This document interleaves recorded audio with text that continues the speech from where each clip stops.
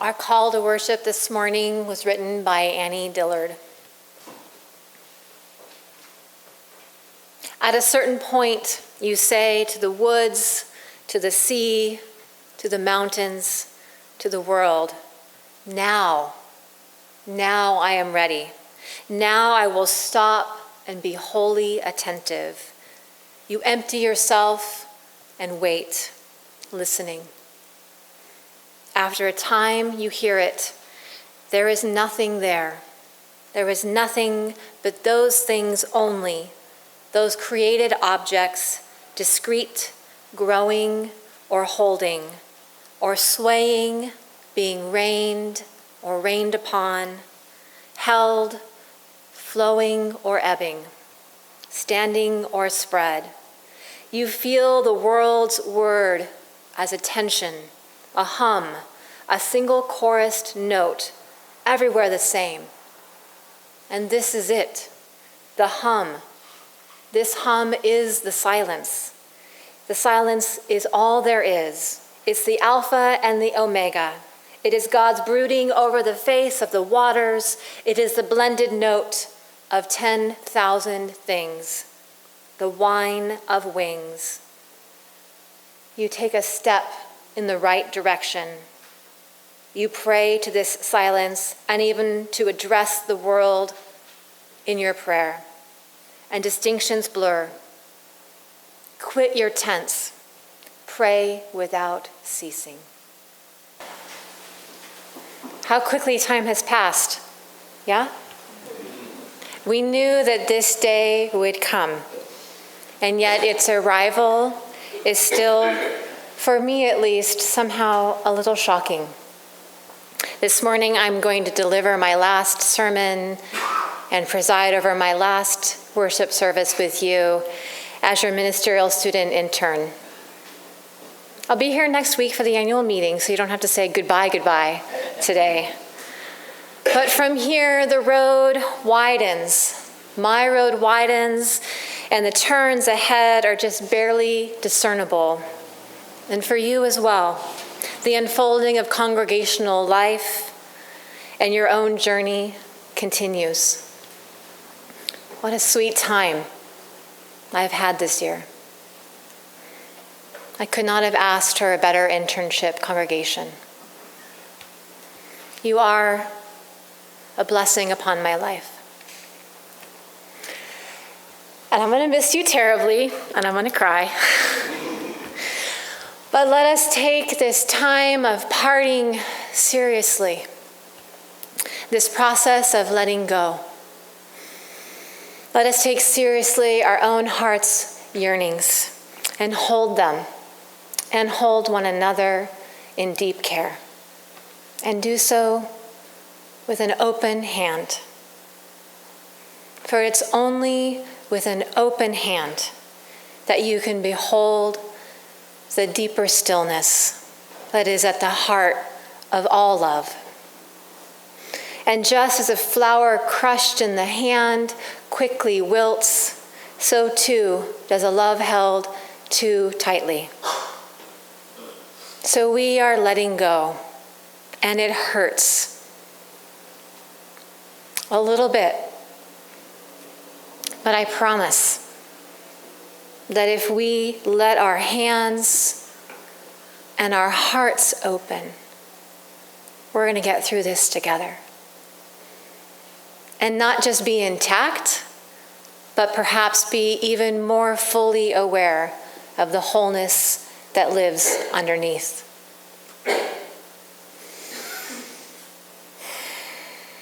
So I wish to speak with you this morning a little more deeply about the process of change and how, as we grow and mature and move through the days and weeks and years of our lives, we might begin to cultivate greater skillfulness for not just surviving change, but thriving during and following the seasons of change that come into our lives. In theological circles, pastoral care circles, we speak of helping those in this season of change to build a spiritual orienting system which is a constellation of habits and values, relationship and beliefs that express our spirituality and our sense of the sacred.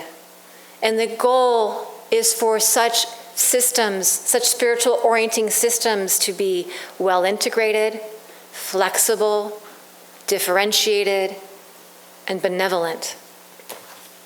And the more we can inhabit those qualities in our day-to-day living, in our minds and our spirits, the more capable we become to responding to the stresses that come in our lives, and to respond to those stresses in life-giving and life-affirming ways. And as we do this, we become more capable of experiencing joy. And if you haven't noticed by now, I like joy. I'm a pretty joyful person. One of the theologians that sort of guided me on my path of experiencing joy is Matthew Fox, who wrote many books, one of them being Original Blessing. And in this, he recalls for us that there are, in fact, 4 pathways that a human can follow as they move through the seasons of change in their life. And one of them is called the Via Positiva, or the path of joy. And it's currently my favorite for the way that it invites us to consider that while seasons of change may be arduous or stressful, they may also be marked by times of deeper connectivity to self, to others, and to the God of our understanding. When a change cycle is intentionally engaged in the Via Positiva, it is marked by qualities such as hospitality, humility, gratitude, justice, beauty, and blessing. It's an invocation of those powerful skills and those powerful qualities that connect us to one another. Joy is a positive creation.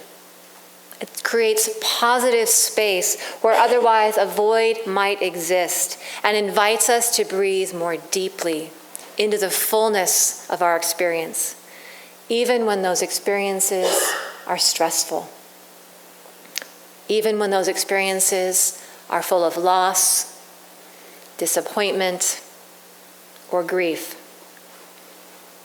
Joy is a serious undertaking, which may sound a bit strange. But if you think about it, it takes a tremendous amount of courage to respond to adversity with joy and with optimism. It's almost a radical act of resistance. And that's something I think we're all deeply engaged with, personally and as a congregation these days. Becoming more skillful and more joyful and receptive to joy is known by other names as well. One of those names is enlightenment. And enlightenment goes around a lot these days. We hear a lot about what enlightenment is, and we see a lot of people posting on Facebook about taking time for meditation or retreats and how they engage with that concept. And I invite you in this moment to set all of those Facebook posts aside, because there is something sort of shallow about Facebook enlightenment, if you haven't noticed. So I want to invite you to put those ones to the side and consider the definition that I'm going to give you here. Enlightenment is the process of learning to let more light shine through. That is it. And you may define the source of that light however you wish. But each of us in our lives have met enlightened people. They seem to glow from the inside with an inner light, and when we are in their presence, we feel better. We feel less lonely. And that's what I would like to offer, is when you are with someone and you feel less lonely, or you help them to feel less lonely, That's enlightenment. That's sharing and building the light. In the late 1990s, there was an author who wrote a book called The Road to You, Callings and How We Fulfill Them. His name is Robert Fury. And I came across his book about a year and a half ago on a Friday afternoon when I was working at the hospital. The book had been languishing on my supervisor's shelf for probably a decade, unopened by anyone else prior to me. And the book popped out and called my name in that strange way that things can. So I pulled it off the shelf and I asked my supervisor about this book, and she's like, I don't know, I haven't read it. So I thought, well, while I'm waiting for the next call to come in, I'll just take a look. So I went over to the library and I opened it up, and strangely, no calls came through for 2 hours, which is a miracle at the hospital. And so I had a chance to read. And what I discovered immediately was that I was in love with this book, because it lays out in very plain but eloquent language an argument that yes, life may be a journey. But if it's a journey, then it certainly has a destination. Or why else would we be motivated to make any sacrifices at all? And that destination must certainly be becoming fully ourselves, becoming fully human. And that arrival into ourselves is an arrival to the present moment, and that it is possible. He's talking about enlightenment. He says it's possible. And in this way, he echoes, of course, everything the Buddha ever taught us. That enlightenment is not some far off, unachievable, unattainable mountaintop experience, though mountaintop experiences are also nice. The Buddha, and Robert Fury echoes this in his work, enlightenment is the natural outcome of the human experience. It's naturally becoming a decent person. And anyone can walk the path of enlightenment. There is no special skills required, but you do get an opportunity to become more skillful. Fury claims that enlightenment is universally available, and it's available to all of us whenever, however, and whatever language we wish to speak. And there are many, many pathways that we can walk. The Buddha has an 8-fold path. Kundalini has a gazillion-fold path that's so complicated I can't begin to understand it. Mitz told me, and I was like, I don't get it. Robert Fury has 8 steps. There's also the hero's journey that we learn of in Greek mythology. There are so many ways to access that. Truly, I believe that Rumi was right. There are 1,000 ways to kneel and kiss the ground. And it doesn't matter which one you choose, but I hope that you will choose one for yourself. When I started with you back in October, I shared with you that I espouse a UU Christian identity. And part of the reason, the main reason that I shared that with you was not just because I hoped that you would see, as Reverend Tamara and I ministered together, that it is possible to co-minister Christian and atheist side by side. What I also hoped I would encourage you to do was to kiss the ground in your own way. That if I could be bold and claim my path, that you would be encouraged to do the same for yourself. And in this way, we would get to know one another this year. So that's the invitation that I leave you with as I depart and go on my next phase of my ministerial journey. I invite you to imagine, what would it be like if you made the choice to kiss the ground in the way that makes sense for you. And what would happen if you encouraged one another in this congregation to do the same? And what would happen if this whole congregation continued to do that for now and forevermore, decade upon decade upon decade? What might happen?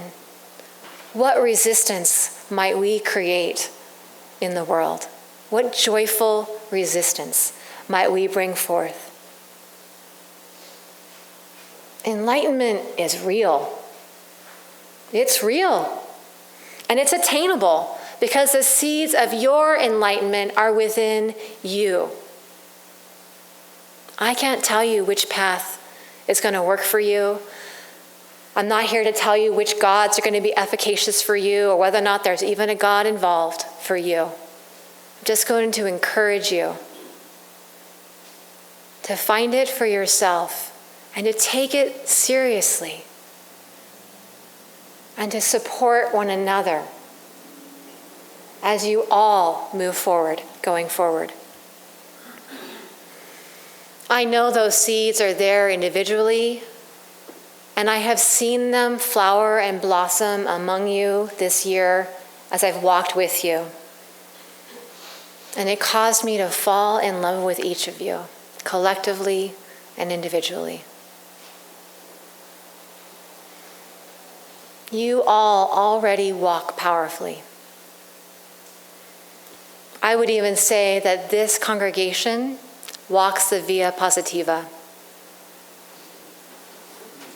You already walk a path of radical inclusivity and welcome that's marked by hospitality, humility, gratitude, justice, beauty, and blessing. You are already on your way. And I ask that you keep going. Make that your gift to me. Keep going. I need you to keep going, and so does the world. It's your birthright, and it is our vision as Unitarian Universalists. I pray without ceasing for your total and complete enlightenment. I have, in fact, been praying that this whole year for you. And that is what I will leave you with as I depart. A major part of my spiritual practice has been to write out the Bodhisattva vows.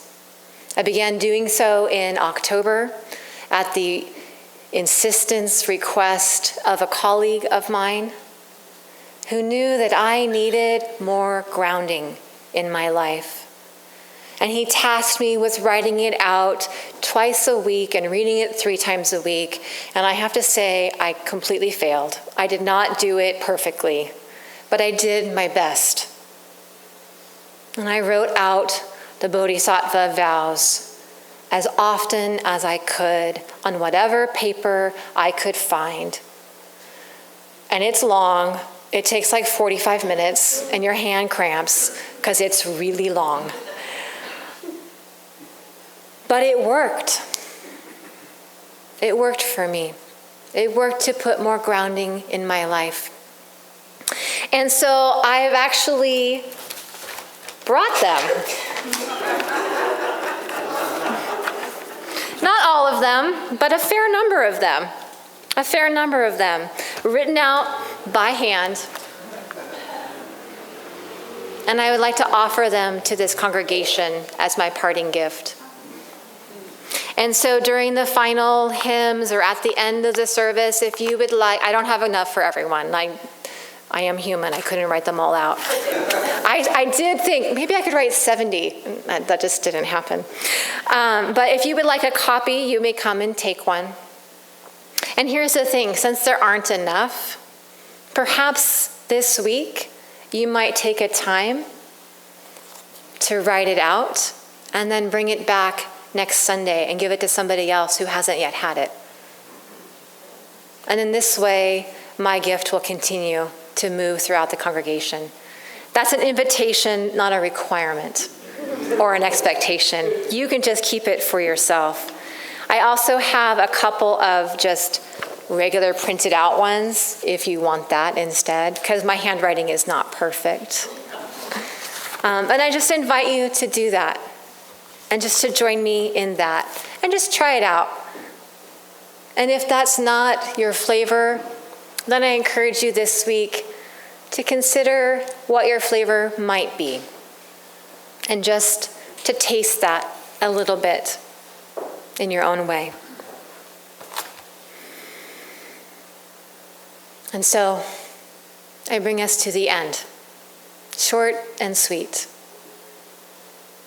I've said it before, and I'll say it again. You are a blessing upon my life.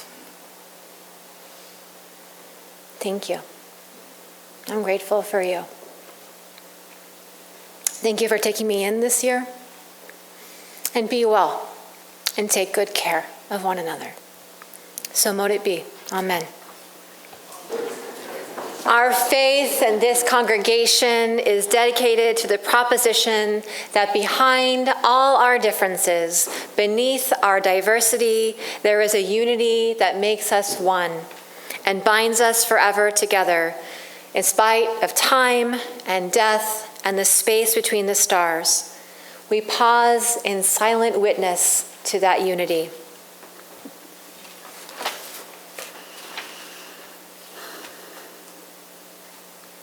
Now we extinguish the memorial candle.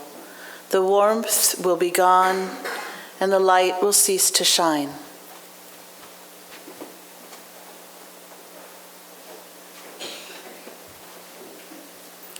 But what of the brightness it has given to our lives? The light shines still, though it is no longer part of this candle. The light is now part of our cosmos, part of the unity that binds us forever together. And so it is with the influence of Shirley Hill, in whose memory this candle has burned today. In mystery we are born, in mystery we live, and in mystery we die.